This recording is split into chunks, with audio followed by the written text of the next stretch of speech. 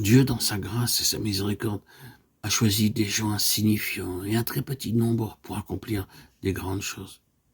N'a-t-il pas estimé 10 000 comme quantité encore trop importante? N'a-t-il pas retenu que 300 hommes, et cela afin que toute la gloire lui revienne? Nous connaissons l'histoire, mais quant à son œuvre en nous, il est nécessaire que Dieu nous diminue. C'est une règle divine en vue de notre dépendance qui ne doit cesser de croître, au fur et à mesure qu'avec lui nous avançons alors qu'il grandit en nous. Si nous voulons, en ces jours sombres, être de quelque utilité entre les mains du Maître, nous devons, en le servant pas à pas, consentir non seulement à mourir comme le grain de blé tombé par terre, mais à être broyé et réduit en farine. Dans le passage de 1 Corinthiens 12-13, Paul dit que nous avons été baptisés dans un seul esprit, pour former un seul corps, et que nous avons tous été abreuvés d'un seul esprit.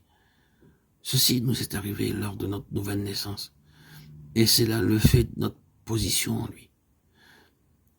Mais c'est par l'œuvre subjective de la croix, le brisement et la mise de côté de ce que nous sommes par nature, que nous faisons l'expérience de ce baptême de l'esprit et de la plénitude qui en découle. Cette dernière partie, abreuvée d'un seul esprit, imprégnée, inondée, a été donnée par notre frère Austin Sparks comme un exemple de la vie du croyant. En pressant l'éponge, l'eau en sortira. C'est une merveilleuse image au sujet du croyant, dont Jésus parle dans Jean 7,38, des fleuves d'eau vive couleront de son sein. Nous sommes peut-être enclins à considérer Galates 1,15 et 16 comme l'aspect final de l'expérience chrétienne, mais en fait, la révélation initiale et fondamentale de Christ en nous, par le Saint-Esprit, nous amène sous le gouvernement de l'onction et nous vivons ce paradoxe, un élargissement intérieur, la limitation extérieure. Parce que désormais, tout est subordonné à Christ. Plus moi, mais Christ.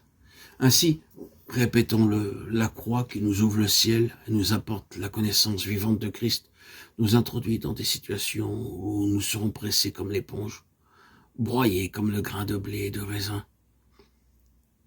amenés dans le désespoir. Mais c'est par ce chemin resserré que nous sommes introduits dans le fleuve de la vie. Et par sa douce contrainte à en suivre le cours, que rien ne serait arrêté. Dans tout ce qui nous arrive, la mort agit en nous. Nous apprenons alors à entendre ce que le Seigneur nous dit. Ne murmure pas, c'est le fait de ton choix volontaire, et je ne saurais apporter ma vie par une autre voie. Ainsi nous réalisons quelque peu, mais bien peu, ce que Paul déclare. Je me plais dans les faiblesses, dans les outrages, dans les calamités, dans les persécutions, dans les détresses pour Christ. Car quand je suis faible, c'est alors que je suis fort. 2 Corinthiens 12-10. Oui, nous ne savions pas que choisir le chemin resserré, c'était aussi celui de la détresse, qui mène à la vie par les voies insoupçonnées de Dieu. Mais tout est bien puisque c'est pour lui et à cause de lui. Aussi, nous voulons apprendre à dire « je me plais pour Christ ».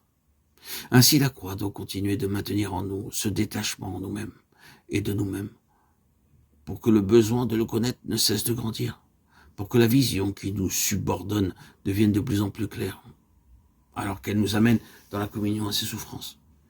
C'est le prix de la véritable connaissance. Christ se révélant en nous alors que nous avons part à ses souffrances pour son corps, l'Église. Ce ne sera pas le chemin de tous, mais assurément celui de ceux qui veulent vaincre et être avec lui sur son trône.